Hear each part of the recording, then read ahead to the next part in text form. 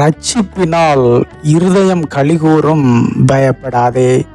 சங்கீதம் 13:5. நான் உம்முடைய கிருபையின் மேல் நம்பிக்கையாய் இருக்கிறேன், உம்முடைய இரட்சிப்பினால் என் இருதயம் களிகூரும்.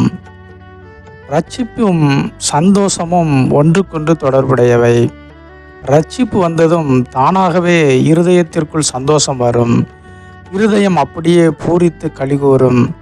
இந்த ஆனந்த களிப்பு ஏன் உண்டாகிறது என்றால், இரட்சிப்பு என்பது ஒரு மாபெரும் விடுதலையின் அனுபவம்.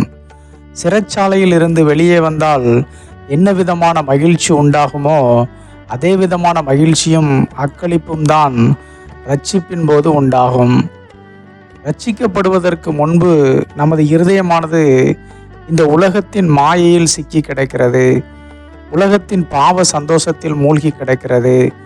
விடுவிப்பார் இல்லாமல் அது தனது சந்தோஷத்தை இழந்து தவிக்கிறது. இந்த நேரத்தில்தான் நமக்கு நமது இரட்சகர் வெளிப்படுகிறார். இரட்சகர் என்றாலே விடுவிக்கிறவர் என்றுதான் அர்த்தம். அவர் நமக்குள்ளே வந்ததும் இரட்சிப்பு உண்டாகிறது. நமக்குள்ளே மாபெரும் விடுதலை பிறக்கிறது.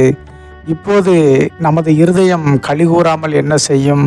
மாபெரும் களிப்பு உண்டாகும். நாம் இரட்சிக்கப்பட்டிருப்பதாக சொல்லியும் நமது இருதயம் பலவிதமான சிக்கல்களுக்குள் சிக்கி தவித்து சந்தோஷமில்லாமல் காணப்பட்டால் அது பொய்யான இரட்சிப்பை தவிர வேறு எதுவும் இல்லை. இரட்சிக்கப்பட்ட இருதயம் எந்த உலக காரியங்களிலும் சிக்கி தனது சந்தோஷத்தை இழந்து போகாது. சங்கீதக்காரன் சொல்வது போல அவருடைய கிருபையின் மேல் நம்பிக்கையாய் இருப்போம். உலக காரியங்கள் நம்மை நெருக்கத்தான் செய்யும். அந்த நெருக்கங்களில் இருந்து விடுபடத்தான் நாம் இரட்சகரை பெற்றிருக்கிறோம். இரட்சிப்பின் பாதை என்பது கீழ்நோக்கிய பாதை அல்ல. இரட்சிப்பின் பாதை என்பது பரலோகத்தை நோக்கி செல்லும் மேல் நோக்கிய பாதை. நாம் பூமியையே நோக்கி கொண்டிருந்தால் நமக்குள் ஒருபோதும் சந்தோஷம் வரவே வராது. இந்த பூமியை சாத்தான் அந்த அளவிற்கு தனது ஆளுகைக்குள்ளும் கண்ணிகளுக்குள்ளும் வைத்திருக்கிறான்.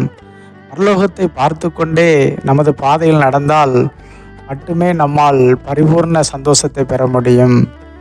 நமது இருதயமும் எப்போதும் இரட்சிப்பின் சந்தோஷத்தினால் களிகூர்ந்து கொண்டே இருக்கும். இரட்சிப்பின் சந்தோஷம் இல்லாதபடி உங்கள் இருதயம் மிகவும் கலங்கி போயிருக்கிறதா? பயப்படாதிருங்கள். இரட்சகர் உங்கள் இருதயத்திற்குள் வரும்போது எல்லாமே மாறிவிடும். உங்கள் இருதயத்தை விட்டு எடுபடாத சந்தோஷத்தை தந்து உங்களை மகிழ்ந்திருக்க பண்ணுவார். பயப்படாதிருங்கள். ஆமென்.